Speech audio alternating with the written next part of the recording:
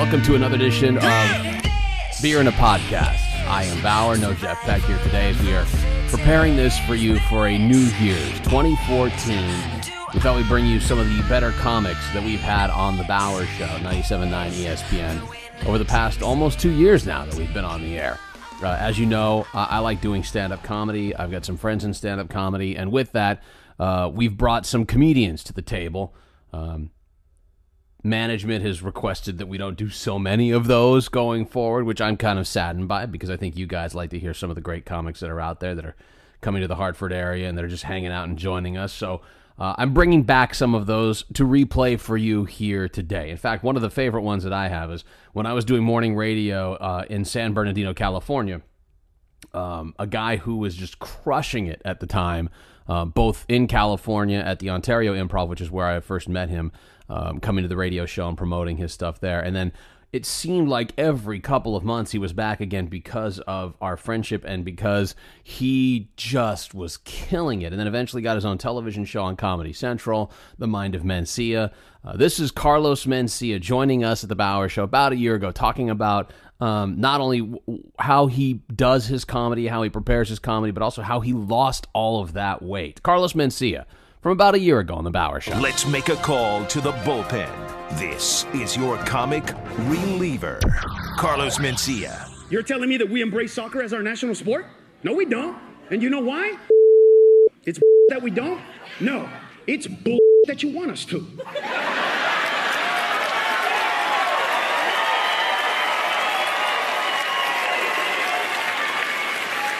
And let me tell you why. Because it's not the actual sport itself. See, that's your problem. You like the sport and you want the rest of us to enjoy it. That's not what we hate. Because football is just an evolved... It's actually called football everywhere else except for here.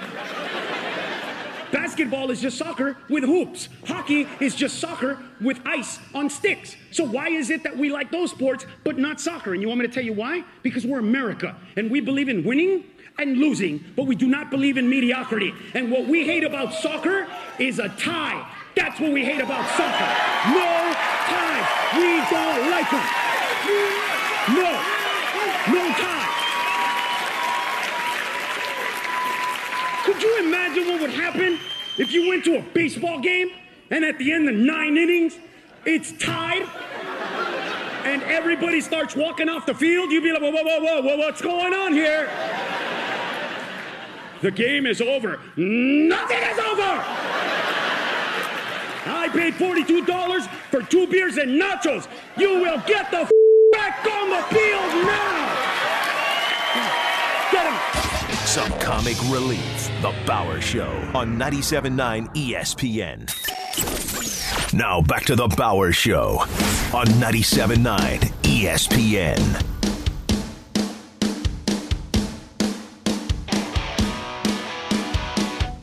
Bauer Show, 97.9 ESPN in Hartford and ESPN Radio 1300 in New Haven. Driven by Bill Seelig Ford in Windsor. They'll treat you better than family. 1 mile from I-91. Exit 37 in Windsor and online at SeeligFord.com. Very excited that joining us in the studio now.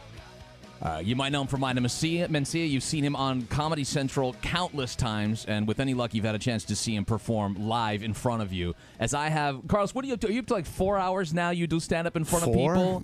I think my record is like 6. 6? Yeah, seriously. Carlos Mencia joins us here at the Bauer Show. Dude. It's so bad, bro. Here's the thing that I love about Carlos, and this is how I know. Don't shut up. No, what I mean is like you're a true entertainer because you're constantly coming up with stuff. You're like, well, you're one of those dudes who just constantly, no matter what, your mind is working overtime, right? Always. Never stops. Never stops. So, and do you stops. carry around, if I ask you right now, do you have a place you're writing down ideas when you're just driving around, like doing media stuff today? Nah, because if the test for me of material is if I remember the premise or the joke by the time I step on stage. So that's it. That's how it's good. It's locked in if you know that. Yeah. Every once in a while I'll lose something that I thought was brilliant, but I don't remember what it was, so I can't you know what I mean? I just think it was brilliant. Right. But most of the time, if I remember it by the time I get on stage, then it's worth talking about. Okay, so Carlos, I've seen do shows, and like on a Thursday night show someplace. Sure. Like, he's set for a weekend show. He's going to do a weekend coming up here at the Hartford Funny Bone, which is great. But like, I'll see Carlos show up on a Thursday night, and he's just set to do like maybe an hour or something like that. 45 minutes. 45 contractually. And then he's like, do you guys mind if I keep going? And to the crowd, the crowd's like, okay, cool. And then Carlos will go for like 2 more hours. It's great. Yeah, they get their money's worth. The Thursday shows are just like ridiculous. But there are times where I'm like, all right, man, you guys are tired. No. It's like, all right, let's keep going. That's fine. I got more stuff to talk about. It's cool. So I just keep going. So it's fun, man. Is it material that you already have, or do you play a lot on the crowd? Do you use the crowd to keep you going for that extended time? No, not like that. I mean, I have a lot of stuff to talk about. There's for me, one joke usually, one premise usually is probably about anywhere from 10 to 25 to 30 minutes long. Just one premise. So like if I'm going to talk about parenting, that's 30 minutes right there, minimum. And then if I'm going to talk about lazy people, that's another 25 minutes. So that's just 2 premises. So I just, to me, it's like I just keep adding on to that one thing over and over again. So whatever that thing is in my head, it just expands and expands and expands. And the next thing you know, it's 2 hours later. Yes. Yeah, and the next thing you know, it literally is. Like, and if they're great crowds, it's more. Because they laugh longer, so the same amount of material that takes 45 minutes is an hour and 15 minutes. Like last week, this crowd was so amazing in New Brunswick, New Jersey, the Friday night first show, that an hour and 15-minute performance usually went literally 2 hours and 6 minutes long. I didn't add anything to it. I didn't do anything. It was like the exact same show. It's your usual 1 hour set. 1:15-ish, yeah. And it just went crazy because the audience was laughing so hard and so long. It was just like, it kept going. I was shocked at how long it was. I was like, man. Carlos is looking at his watch. All right, listen, I got to get to the next joke, guys. Because they're giving me the light, and I'm like, guys, I know how long I'm doing. I'm a professional, you know? And then it's like, no, you've been up for 2 hours. I'm like, what? No way. Oh, man. And then it's raining outside. People outside are pissed. So the next show, they're like, Carlos Mencia. They're like, yeah, thanks a lot, mister. I got wet because of you. You know. And then I have to go along for them because my opening act goes, don't worry. He went on long for them. He'll go on long for you. And I'm in the back going, what? No, don't promise him that. I got to get to bed. I want to go home. This is ridiculous. And it's sad when I say I want to go home, and I mean I want to go back to my hotel room. Like, like how sad is that? Like, right. It's not like you're pathetic life I lead. You're not in L.A. at the Improv. Just going, look, literally, I'm going home right now. No, this is me. I'm going home. You mean to the Red Roof Inn? Yeah, that place. Call it Club RRI. That's right, it makes you feel a little bit better it's about so it. Bad. No, but I love it, man. I love entertaining people. I love the look on their faces. I love the smiles, the happiness. It's cool. I mean, I'm sure my family hates it, but well, why do you say that? I'm good. Well, because I'm not home all the time. I gotcha. Yep.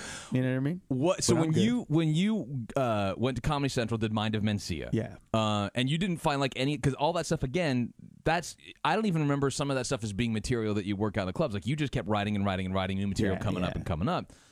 We had Ari Spears on last week, who was on. He was on the show with you. Yeah. He played Kanye West in a remake of Gold Digger. That's right. That's right. And you didn't. So you haven't missed a beat with any of that stuff. You just keep finding more material that's going through. What are some of the things right now happening in your life that are working good on stage? You know what? For me, it was bizarre because I went through, like, when I stopped doing Mind of Mencia, there was a weird moment because the show didn't get canceled as much as I just didn't think the next year would be good enough for me. Like I felt like the last season, it's not that we ran out of ideas, but with a sketch show, it's just, you're lucky if you get 4 good years out of a sketch show. You know, I mean, they're never relevant for more than that. Mm-hmm. And a lot of people have been like, that's not true, Mad TV. No, they go through cycles. Like Saturday Night Live goes through a 1 or 2 year period of being funny, and then it goes away, Then those guys move on. Then it You might even disappears. argue at that point that even it becomes the celebrity of the people that are there. Like you start to get to know a Kristen Wiig, and you get to know some of the characters she's doing. Right. The material's not even that great. It's just that she makes it kind of funny. And after she a moves while, on. how many times can you do, whatever it is, whatever that character is? How many times can you do it without it becoming boring and the same? And I just didn't want to do that. But when the show ended, I was like, wait a minute, I was number 2 on the network. Did I just say I don't want to do this anymore? What is wrong with me? And my father was just like, what did you do? My father was like, what did you do? I was like, I don't want to do it anymore. You said no to money. I was like, yeah. and he just went, okay. And then I went, wait. This conversation isn't over, is it? Yeah. So when it all happens, you had sort of the reverse Dave Chappelle where you're like, whoa, what did I do? What did I just say? Where Chappelle couldn't wait to get out from underneath. I couldn't believe that. What happened was that's the first time I've ever said no to money. You know what I mean? That was the first time I said, no, I don't want to do that. Out of principle, not money. So I realized that I changed. I didn't do that on purpose. I didn't think about it. I just went, ooh, I'm a different person than I was before this. You realize that your values have reset at that point. Exactly. So now I got to go to therapy to, find out who I am. Because the inevitable question became, okay, I know who I'm not. Because growing up, I didn't want to, I'm not going to be a drug dealer. I'm not going to be in jail. I'm not going to be dead. I'm not going to, right? So I know who I'm not, but I didn't know who I was. And it was a very basic, philosophical, fundamental question. So then I didn't want to be, my friend got diabetes. I never thought I was fat. Now I know I was not thin, but I never thought I was fat. And I found out that I was fat because my friend gets diabetes. He's about to get an amputation on his toe.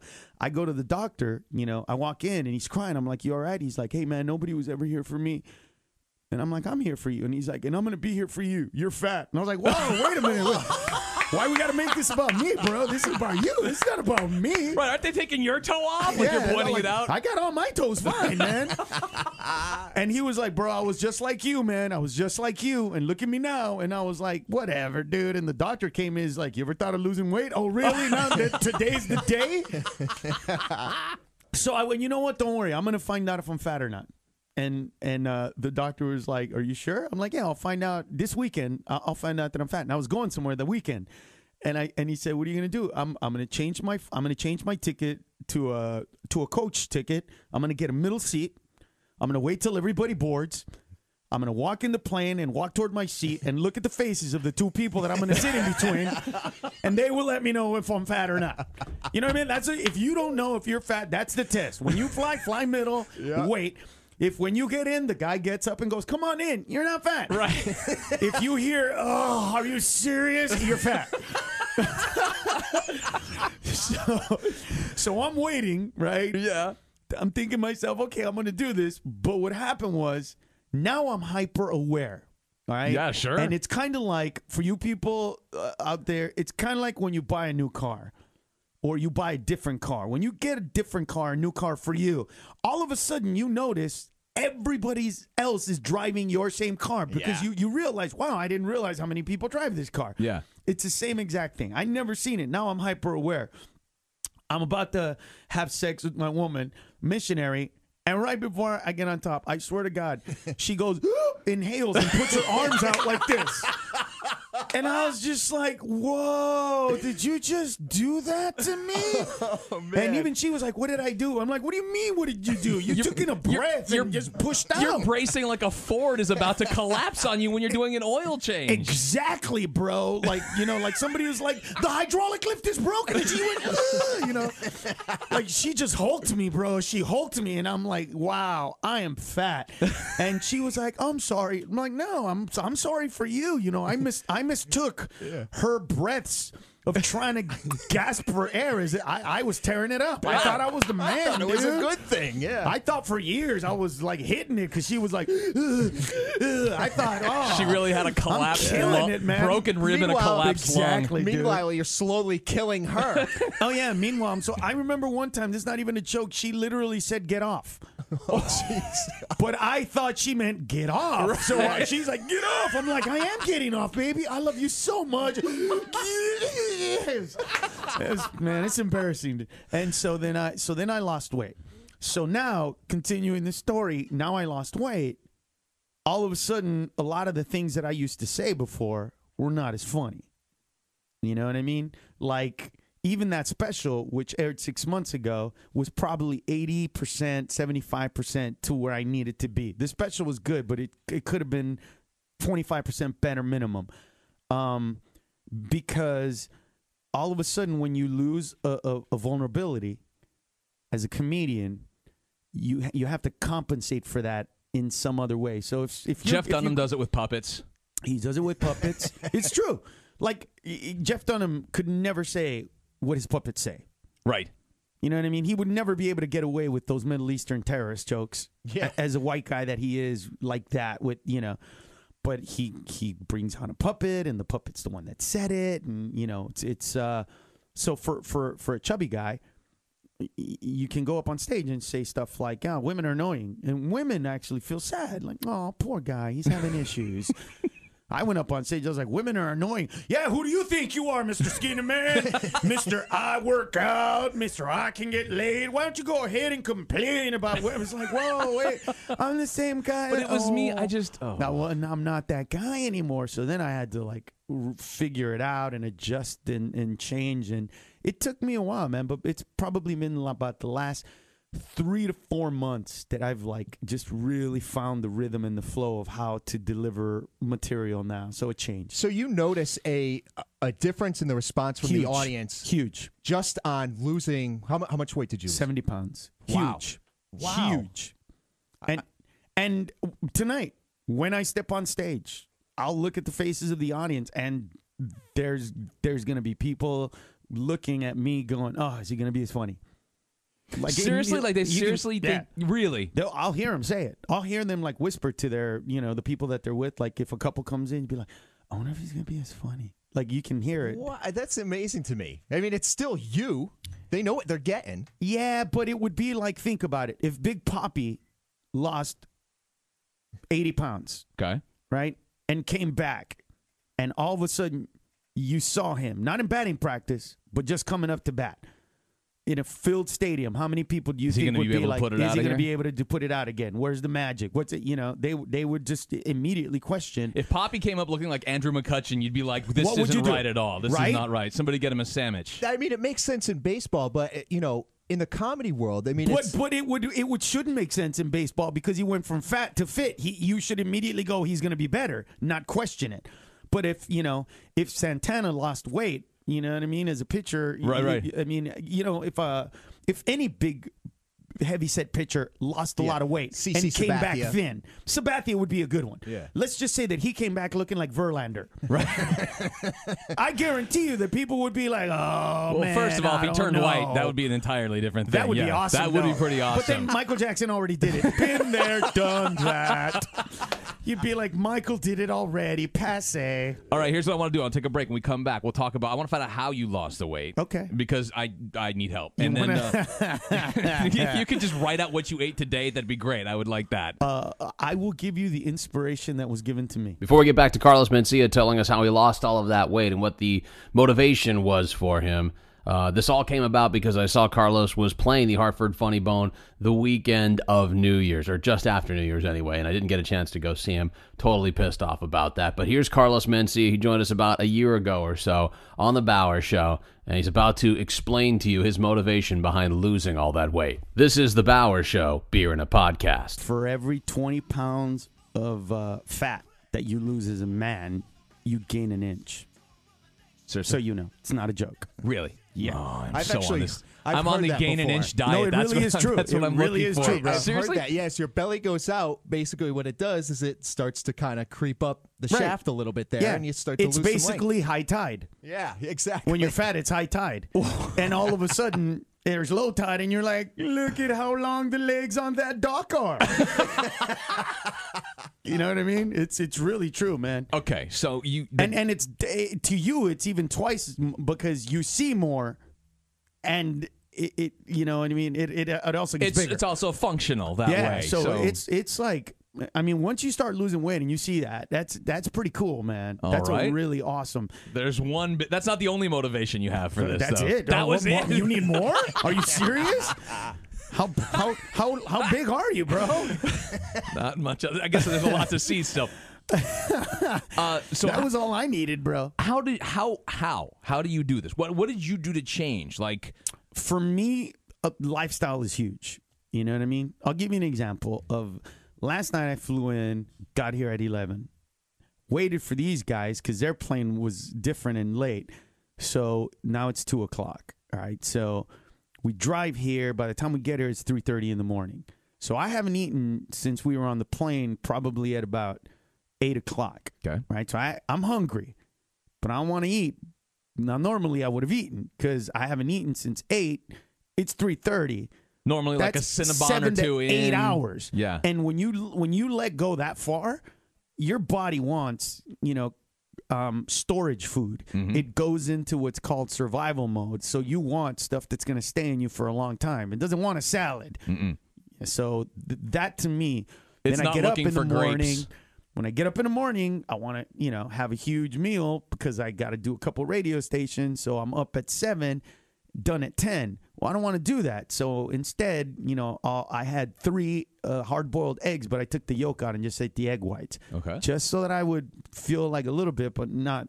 So now I'm up again. We're going to go to the club, set up recording equipment, and then we're going to go eat. Now, I got to make sure that right now I have maybe like chicken and some vegetables or salad of some sort, but not go crazy. Maybe some sushi, but not still, because I'd love to go and have, pasta or something like that. But I got to Chips and catch up. salsa. I got to eat a little bit, a lot, and then just catch up, let my metabolism catch up, and then hopefully like click back in tomorrow. But for me, the hardest thing is at the end of the shows, when I'm starving and I want to eat something really bad, I got to make sure that I don't. Lay That's off the pretty French for me. fries at that point.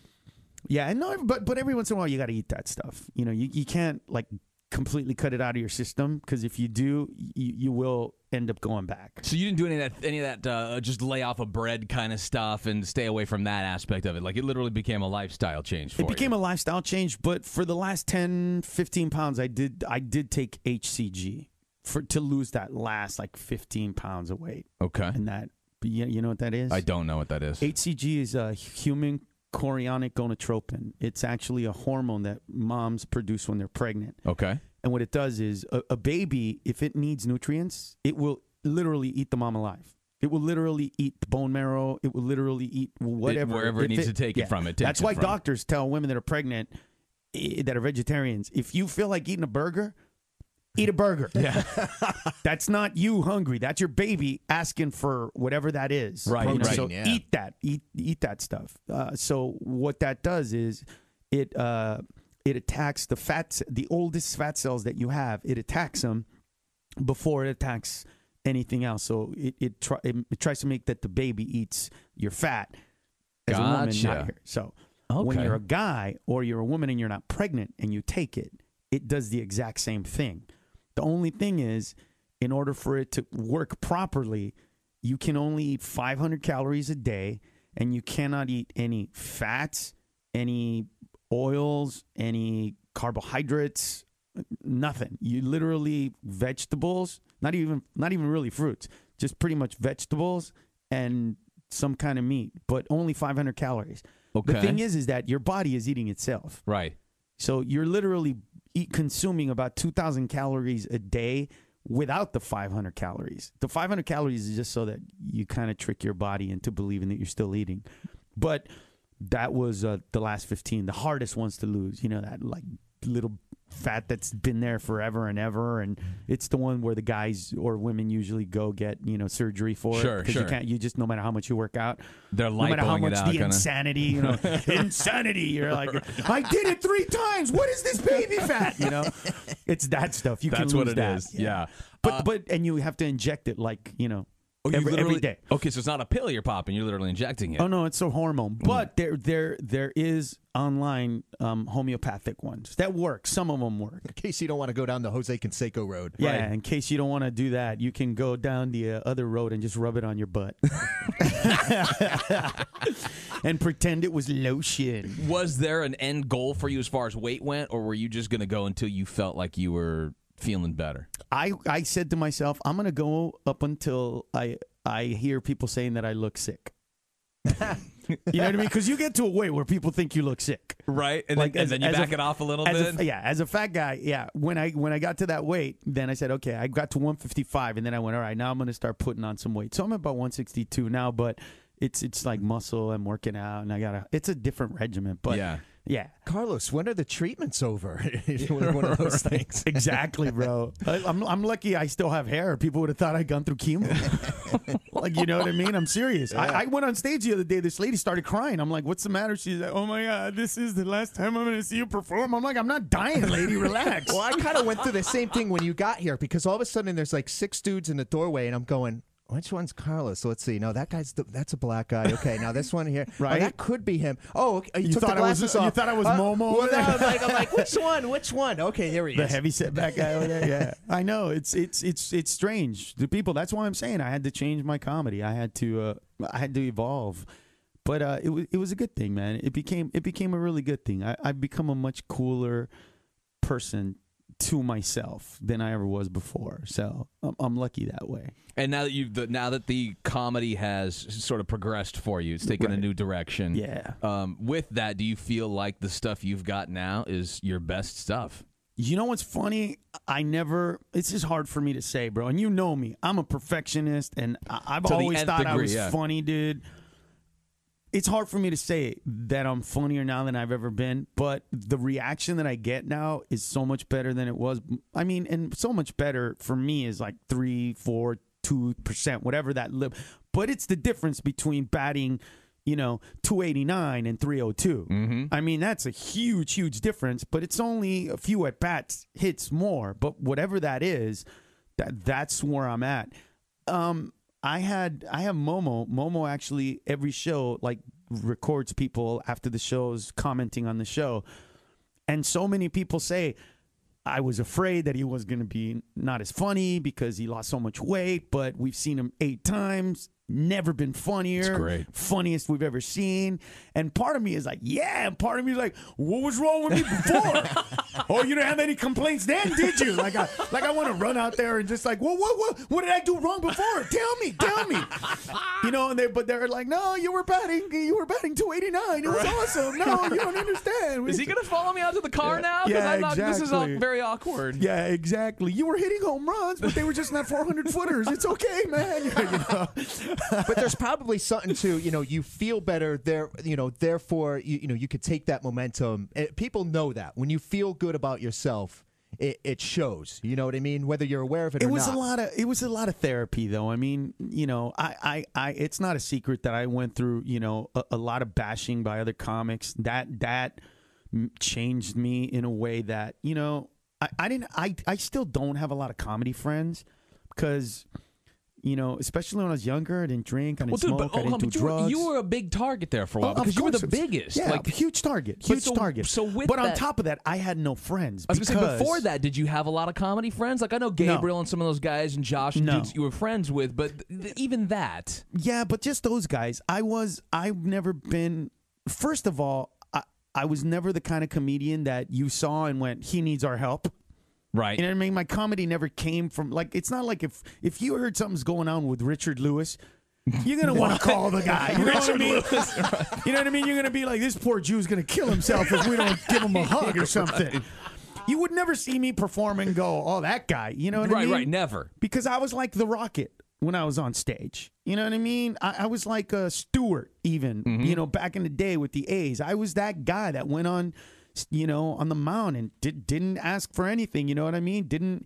And if I rubbed somebody in the chin and they came out, I'd stand there and be like, bring it, you know what I mean? I was that kind of performer.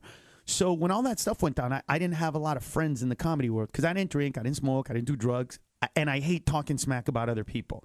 I just that's just not. I don't like it. I never have. It's not my thing. I just don't do it. And so when all that stuff went down, I got angry. And then I went, you know what? I don't want to be the bitter, angry comic. You know, I love George Carlin, and one of his specials I didn't like because it was so angry. There was one that I was just like, there's no reason for that, man. Where's the fun? Yeah, and when you can look back and see that and feel that, you just go, we're just supposed to be laughing and having a good time and enjoying yourself. But I understood why I did it before, because it was you know, look, in the early 80s, mid to late 80s, early 90s, I used to do a joke about movies about the future have no Latinos, which, by the way, was really true. Right. Star Wars, no Latinos. Alien, no Latinos. Alien Nation, no Latinos. They made a movie called Green Card, and they put a French dude named Gerard Depardieu. Now, when you hear the word green card in America, I don't know that there's one person in this country that would think, oh, yeah, those French people coming over here and taking our jobs with their flambés and escargots. I mean, yeah, exactly. Damn you, Montreal.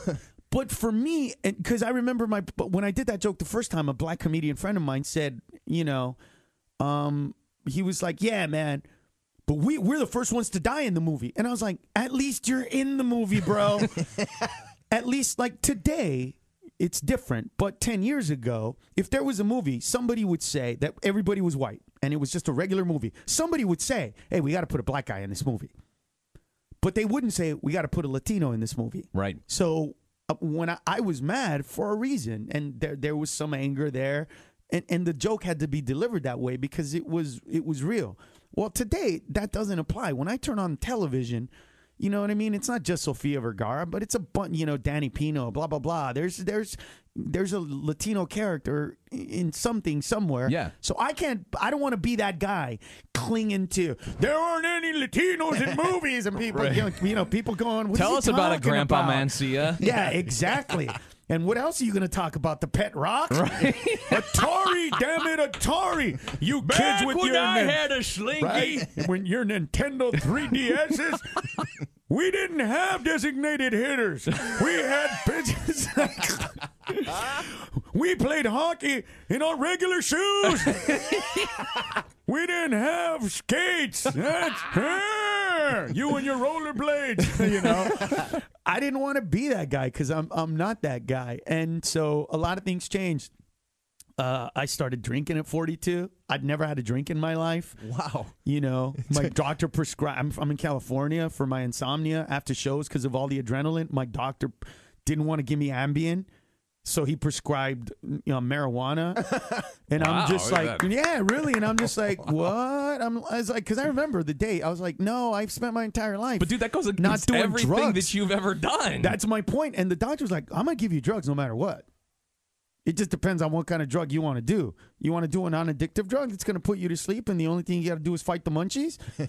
Or you want me to give you Stelnox where you're not going to be able to fight the munchies. You're going to wake up in the middle of the night, go to your refrigerator, eat, and not remember it. Right. And I was like, okay, well, I want to go to sleep, man. I guess give me some of that cannabis stuff you're talking about.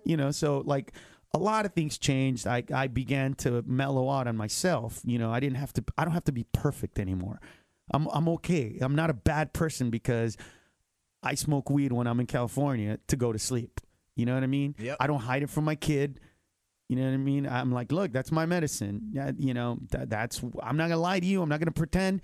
There again, I don't do it for fun either. Right. I don't do it to have a good time or any stuff like that. Put on Pink Floyd movies or anything. No. And with the alcohol, like I'll have a couple of drinks, but I can't tell you guys this secret on the air about some of this stuff. Well, I don't care.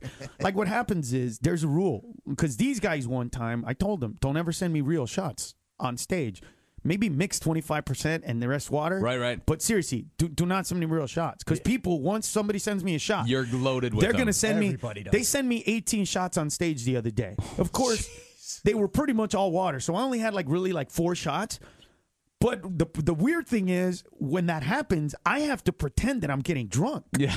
Yes. Now you've got to act on top of it. Yeah, How many so shots now- have I done? So now I'm on stage going like, wait, what was I thinking? There's your okay, bit. hold on, and I'm Totally? acting like, Real? Seriously? oh, I swear to God, I'm not even kidding. Wow. And then I'm Anybody staring at holding the up how audience. many shots he's done so far? No, You did they're eight, dude. You did they're eight. all on stage, like somewhere on a table or something. But the weird part is that I'm looking at the audience after 5 shots, going, "Please don't send me any more shots. I'm not gonna be funny anymore." And they're like, "Drink it," and I'm still funny because I get it. Right. But there was one night where these guys forgot. Oh, no. I drank, dude, an entire bottle of tequila on stage in 2.5 hours. The coffee tequila. What are you, Sammy The Hagar whole all of a bottle. sudden? Oh my The God. whole bottle. And luckily, I had so much adrenaline that I actually performed. Like you Decent. burned it off while you were doing it? No. When I got off stage, though, about 5 minutes after I got off stage, bro, I was like, "No, it wasn't bad. I mean, I get it, right? I didn't flub. What the hell is going on?" It's just like, it hit me so hard. I was like, "Don't ever do that again." I'm cereal, man. I'm Cheerios, and I think it's brilliant. I'm Cheerios, and they're like, "Cheerios, cereal. Come on, bro, follow me." I don't ever do that again, man. Water. So now they send me water. Very nice. But then I mix in, like, every once in a while, like, I'll tell them, look, the first shot or second shot has to be alcohol, just in case somebody wants to go, like, "That's water." I can, like, get the one there you and go. give it to them and go, "Hey, smell that." And they're like, "Oh, yeah, that's alcohol." Yes, it is. And then you have to do the sting when you Yeah. get a shot. That little face when you come back. Oh, yeah. I'm good at that. I'm good at the face. I'm good at the. I sometimes I almost pretended to throw up the other day. I mean, I'm good at it. I've gotten good at it. But I'm still responsible to the fans, because what they don't know is, if they get me drunk and I'm not funny, they're not coming back. Yeah. Exactly. Yeah, this is They your don't job. realize that. Yeah. And I get it. I understand that it's kind of fun to get me drunk. It's like the theory of it. The theory of getting a comedian drunk is kind of cool. Yeah. The outcome of them not being funny, Right. not really cool Not when you're good. paying good money and drink minimum. All of Yeah. a sudden you're walking out going, What happened to why him? did we get him drunk? You know what I mean? He should really see somebody. Yeah, all of a sudden they're like, he had 18 shots. Yeah, you guys gave me 18 Hey, shots. Dave, call your sponsor. See if you'll talk to Carlos, because Yes. that was out of control. Yeah, it's goofy, but people are like that. So we don't think about stuff, and so it's our responsibility to kind of make sure we don't let the audience down. Carlos, man, it is good to see you. You too, bro. It's been a while, man. Check out Carlos at the Funny Bone in Hartford, going on tonight. 2 shows tomorrow, 2 shows on Saturday. Get your tickets online at funnybonesentral.com or at the box office. Call 860-432-8600 and carlosmencia.com, as well as follow Carlos at Carlos Mencia on Twitter. And a couple of special things. First off, if you're a real fan, come tonight. The show will be longer. That's number one. Number two, all the shows are being recorded into a hard drive filled with flash drives. So by the time the show is over and you're walking out, you can actually get a copy of the show that you just saw that night. Nice. Please feel free not to yell out something stupid just to prove to yourself that it's actually that show. Monkey balls! Yeah, oh, no. Did you hear? That was me no. saying monkey balls. Yeah, but you'll hear somebody be like, "Joseph loves Mary forever." And like, really? Oh, God.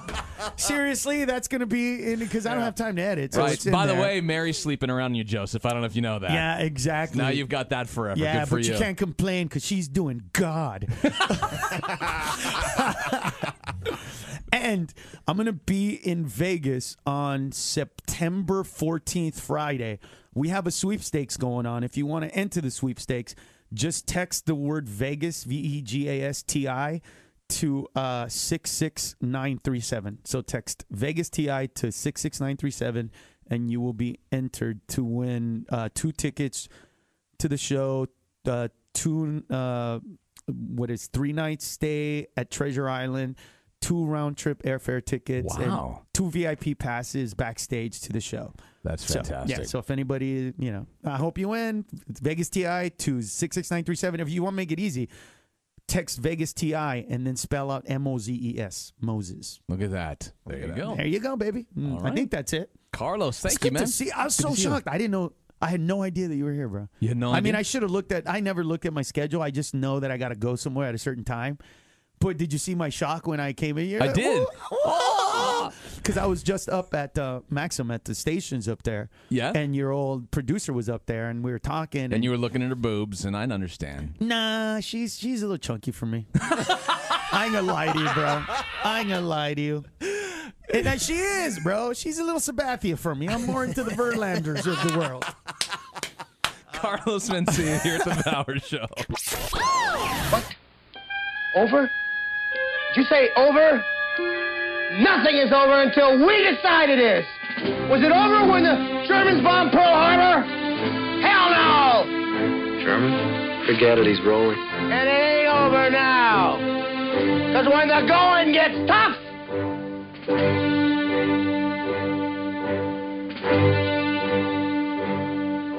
the tough get going. Who's with me? Let's go! Come on!